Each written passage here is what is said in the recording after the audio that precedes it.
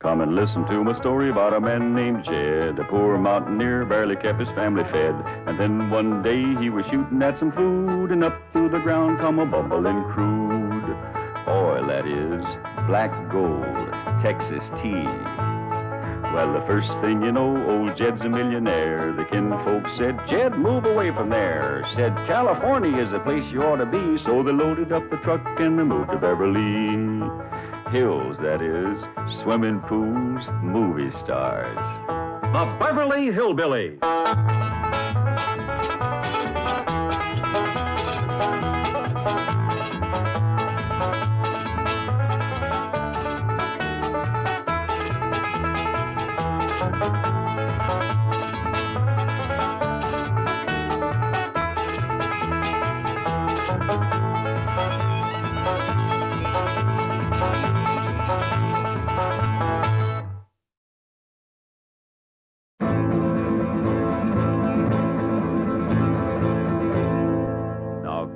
Upon your chairs and hold your children tight.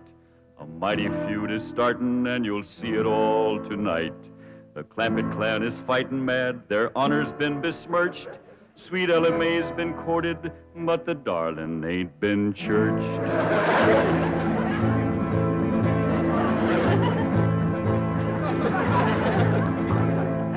It was young Sonny Drysdale that courted her and fled. And now the Drysdale family will feel hot Clampett lead. 'Cause stranger, you don't trifle with a hillman's daughter fair, or you will face his rifle and he'll deeply part your hair.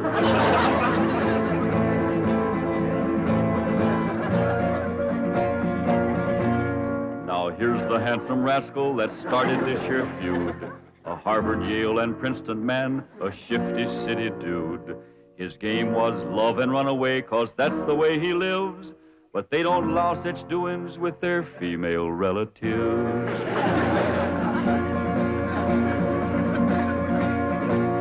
So now they're on their way next door, loaded up for bear. And if my name was Drysdale, I'd be getting out of there. 'Cause mountain justice does demand that when a wrong's been done, the kin of him that done it must also face a gun.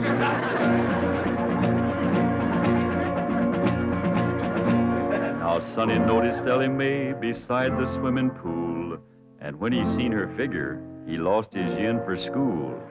He wrapped himself up in a towel and played upon his lyre, and while he twanged, the songs he sang did set her heart afire.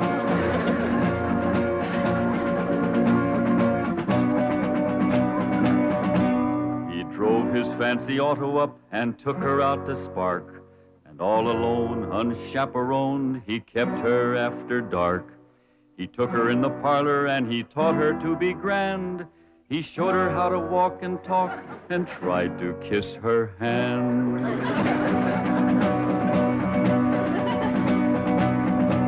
He took her to his private room to see his loving cup. And a man that wins a prize for that ain't on the up and up.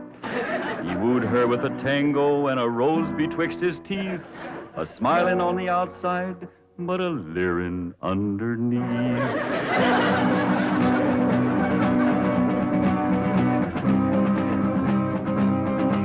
They even had a wedding dance, and he joined in the fling. He brought along his dancing shoes, but didn't bring no ring. The Clampetts was a-planning for a wedding in the Vale, but they was duped. He flew the coop and went running back to Yale.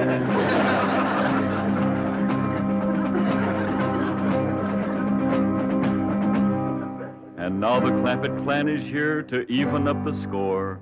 I wouldn't want to be the man who opens up that door. He'll have to face their fury, on revenge they are intent. And if his name is Drysdale, his life ain't worth a cent. It's that butler fella. When will you Clampetts learn there are no possums to hunt in Beverly Hills? Ain't possums we's after, it's Drysdale. Well, they're not at home. Mrs. Drysdale returned to Boston with Sonny, and Mr. Drysdale's at the bank. Let's shoot him. There ain't gonna be no shooting unless it's talk first. When will Mr. Drysdale be home? Not until late this evening. That's talk enough. Let's go to shooting. Oh, Granny, you can't shoot unarmed man. That's right. I lost my head. Here. Now, when Jethro counts 3, we go at it. 1, 2. Now, hold on. Mr. Butler here ain't done us no wrong. He's one of their clan. I said there ain't gonna be no shooting unless it's talk first. I'll speak to Mr. Drysdale. Thank you kindly, Mr. Butler. Yes.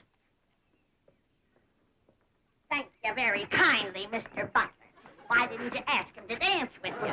I was ashamed of you in front of these young'uns. Is that any way to learn them feuding? Oh, it takes my family to know how to feud. Why, we drove the Botkins clean out of Napoleon, Tennessee, chased them off, burnt their shack, and shoveled their footsteps off the path. Hot diggity dog. That's what I call feuding. I'm sure proud to come from a family like yours, Granny. That's the Moses family.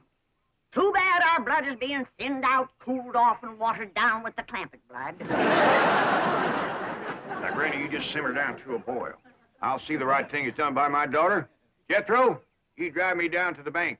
Drysdale and me will have a man-to-man talk. Ain't you about a man and a half short?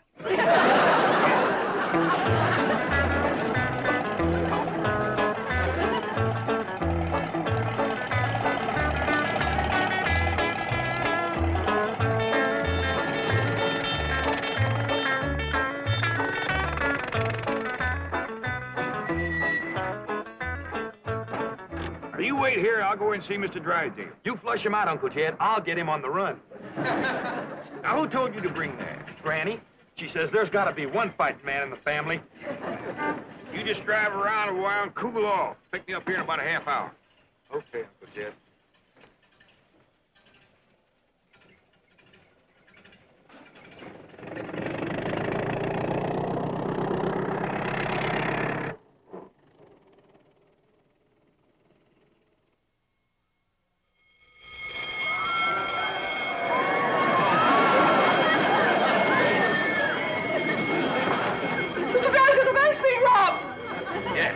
My duty is clear. Where are you going? As president of this bank, there's only one place for me at a time like this, my bulletproof closet.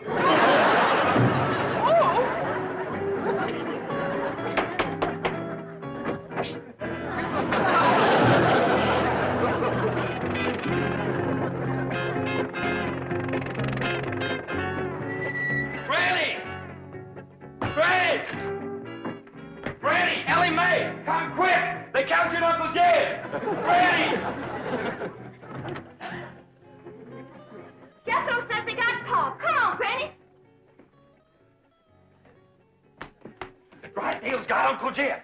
I dropped him off at the bank, and when I come back, they carried him off somewhere. Ambushed him, that's what it was. That Butler feller. He told them he was coming, and they laid a trap for him. What'll we do, Granny? Eye for an eye and a tooth for a tooth. They took one of ours, we'll take one of them. Where's your gun, Jethro? I give it to Uncle Jed. I reckon the Drysdales got him. We lost the first battle. They took our leader and our best gun, but we ain't lost the feud. Come on. Jeb Stewart says, when they think they got you licked, attack!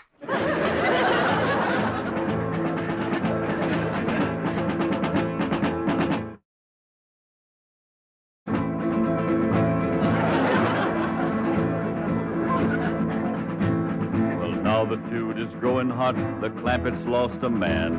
Their leader now is Granny from the fightin' Moses clan. Granny learned her feudin' while a child on mother's knee, when the Moses drove the Botkins from Napoleon, Tennessee.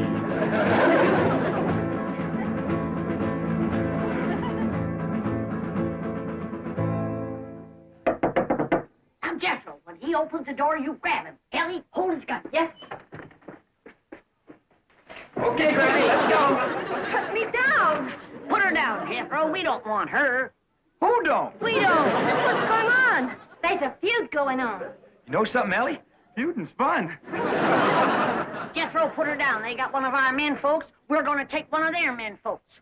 How about we take her along as kind of an extra?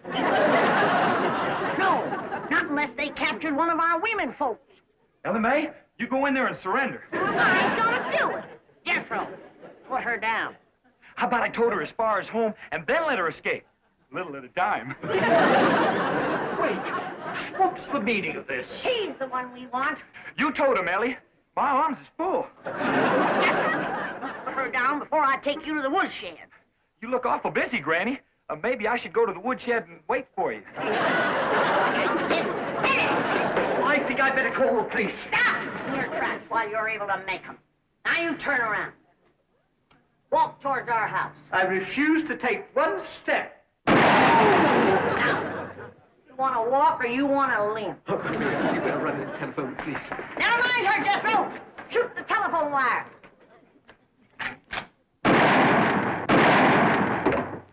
There's what's having your mind on women can do to you. It took you 2 shots to get that wire. Oh, Granny, I got 2 wires.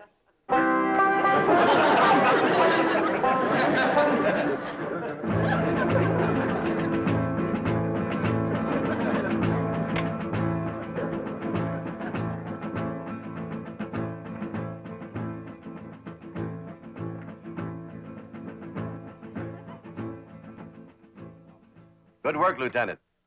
You've apprehended what is obviously a very dangerous criminal. I'm coming over and personally hand the reward money to you and your men. What's that? Oh, just you. Very well.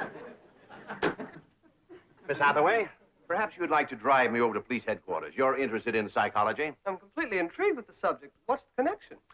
The fellow who tried to rob our bank must be a complete nut. They've got 2 psychiatrists with him. What are his psychotic symptoms? He claims to have $25 million.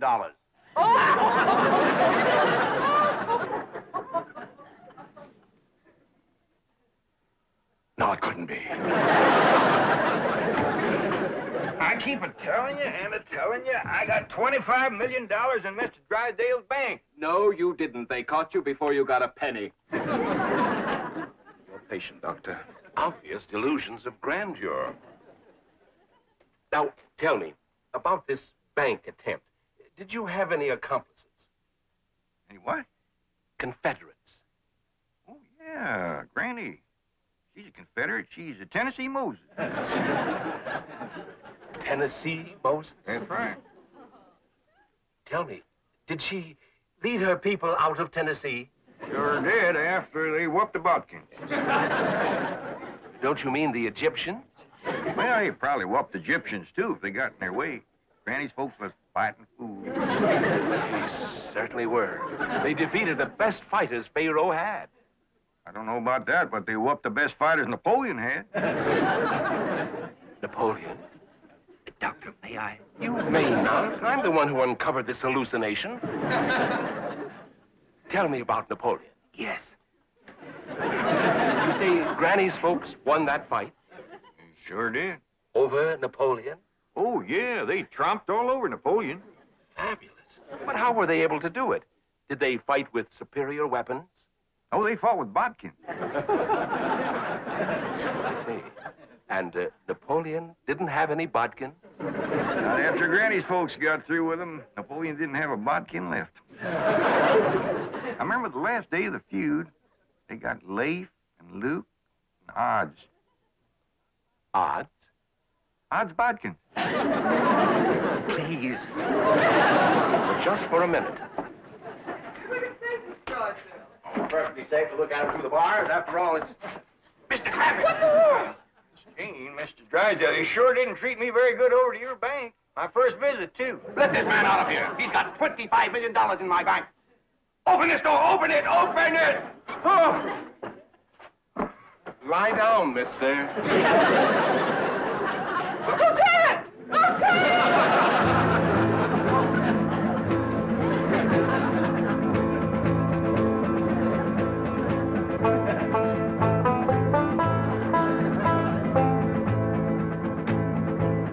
Got the prisoner all tied up, Granny. Good. Can I go back and get the other one now? No, you can't. You keep your mind on your feuding.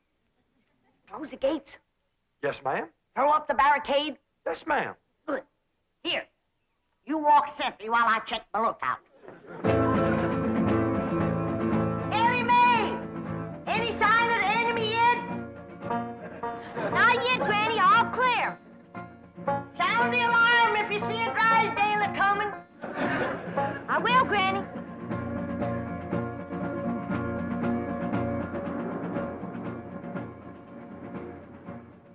You see, all my employees are trained to be on the lookout for bank robbers. So naturally, when they saw you walk in with your rifle, their first instinct, well, it appeared to them that was just, well, it was... You're not mad, are you, Mr. Clampett? Well, no, we're not about the bank, but we's all right upset at Sonny for running off and jilting Elly May. Sonny? Jed and Elly May? Well, that's what we'd call it. He sparked her for 2 weeks running. Took her driving, dancing, held her hand, kept her out past dark. Back where we come from, that's just the same as saying, will you? Provided the girl is 12 or better. Mr. Clampett, you have my word of honor. I had no idea that Elly May or any of you took Sonny seriously. Now, the moment we get to your house, I'm going to telephone Sonny in Boston. Get him on the first plane, and he'll be here tonight to propose marriage to Elly May. Well, now, that sure is going to smooth Granny's ruffled feathers. She's been madder than a barefoot centipede standing on a hot rock. She'll be happy when we get there. Yes, bless her sweet little heart.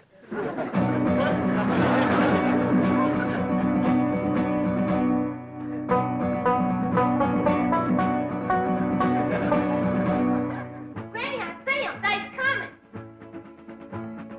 How many is they? Miss Hathaway and Mr. Drysdale. And they's holding Pa prisoner. Come on down. We'll stop them at the gate or blast them at the barricades. Jethro, they's a-coming. Get ready to do battle.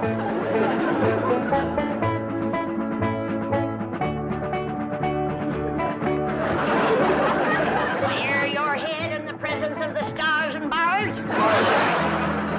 They's getting to the gate. Take cover. Everybody inside. We'll shoot at them through the porthole.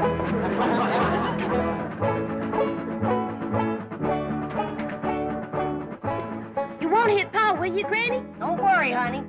I can hit a new-laid egg out of the nest without budging the hen. I'll get Kate.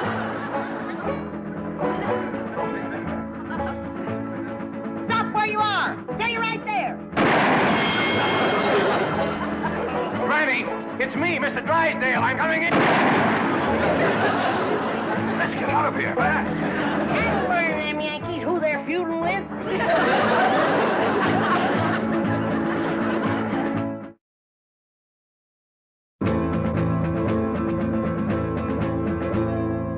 Now here's the Drysdale mansion where he's fleeing like a rat, since Granny put a bullet through his $20 hat.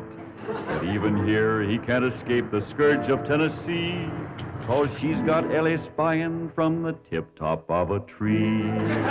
Granny, they took Pa over to the Drysdales' house. Come on down. We'll go get him.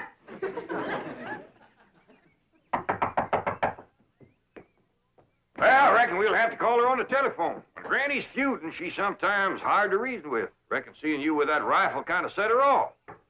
But that woman shot at me. Oh, Mr. Drysdale, she shot at your hat. If that little old woman ever goes to throwing lead at you, you'll be casting a polka dot shadow. Marie, Ravenswood, why don't you answer the door? Oh, thank goodness it's you. The Clampetts came and captured Ravenswood. Captured him? Yes. And Jethro picked me up in his arms. He held me and wouldn't put me down. Why? He said he was feuding. Well, now, don't you worry, Marie. We're going to get this whole thing all straightened out. Marie, tell me more about your frightening experience with Jethro. Well, there was a knock. I opened the door, and Jethro just swept me up into his big, strong arms, held me tight, and wouldn't let me go. And he said that was feuding. Yes. That's why I was afraid to open the door right now. Marie, you've been through a shattering ordeal. Go and lie down.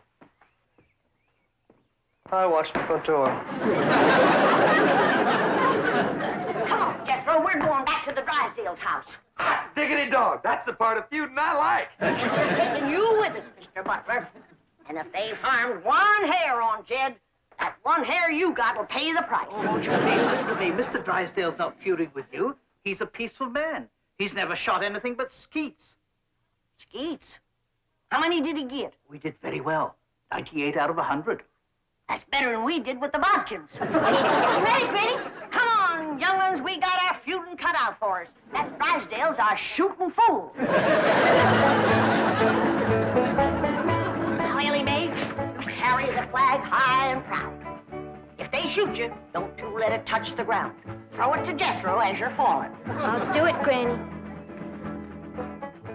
What'd you do that for? If there's any long-range shooting, they'll think he's one of us and drop him first. Forward, march!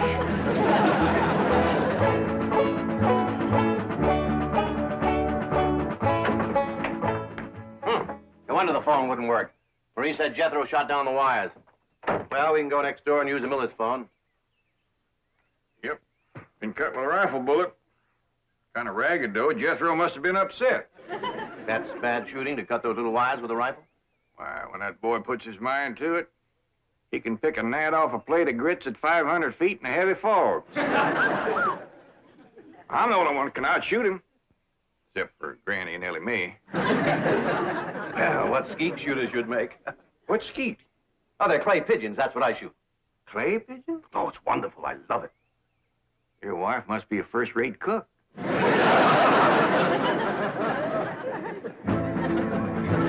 Now here comes Granny's little band to free their leader, Jed.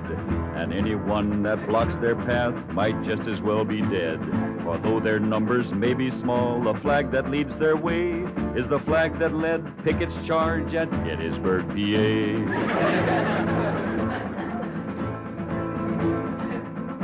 Stop for a minute. I got an idea.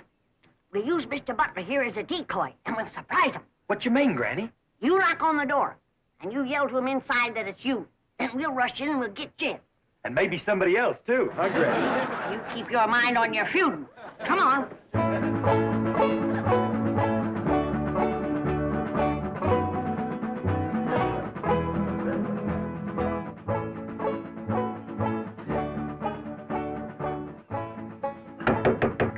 It's me, Ravenswood. Open up. Marie, you may open it. Nothing to be afraid of. It's just Ravenswood. Step aside, decoy. Elly, you guard him. Jethro.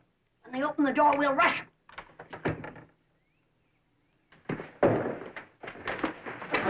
Yeah. Where's Jed? What'd you do with him? Talk fast. Oh, he's not here. He's next door with Mr. Drysdale. Search the house, Jethro. Jethro! Jethro! Yeah, Granny? Put her down. She's light as a feather. Put her down and go look for your Uncle Jed. Now go search the house. Jethro, you're unfamiliar with the place. I'll show you around. What'd you do that for? A feud is a feud. Granny, here comes Toy Mr. Drysdale. I'll pick that varmint off like I picked a bodkin off a rail fence. Hey, what in the world are you doing? Guarding a decoy, Paul. Ravenswood, you Boston Yankee, bear your head in the presence of our flag. See, our flag? My family came from Tennessee. Mine did too. Jed, I always did like this man. Why, sure, Granny, and he's going to make Sonny do the right thing by Elly May. What does that mean, Paul? Going to make Sonny come back here and marry you. I don't want to marry Sonny. See, Granny, the whole doggone feud was for nothing. Not altogether, Jed. Why, we might never have known that Mr. Drysdale here was a fine gentleman from Tennessee. Tell me, ever hear of the Moses family? Hear of them? Why, my mother's family feuded with them for years. You mean your mother was a bodkin? Mr. Drysdale, don't ask me why. I just commenced a running. You heard him. Run, you yellow bodkin, I'm a Moses.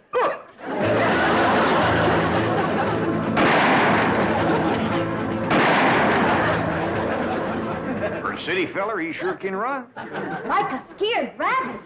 Well, let's go home. Put her down. Oh, listen, Granny. I heard you and Uncle Jed talking about what to get me for Christmas. This here'll save you shopping. Oh, you can't take her home for Christmas. Now put her down. One of these days, I got to have a long talk with this boy.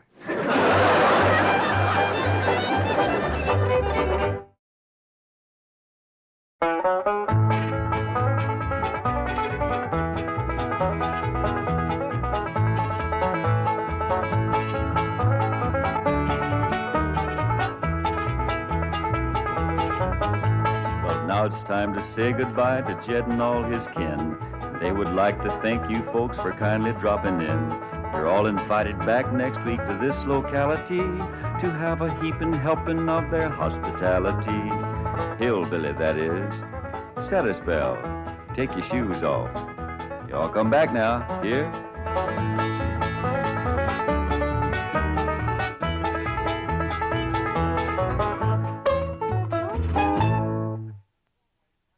This has been a Filmways presentation.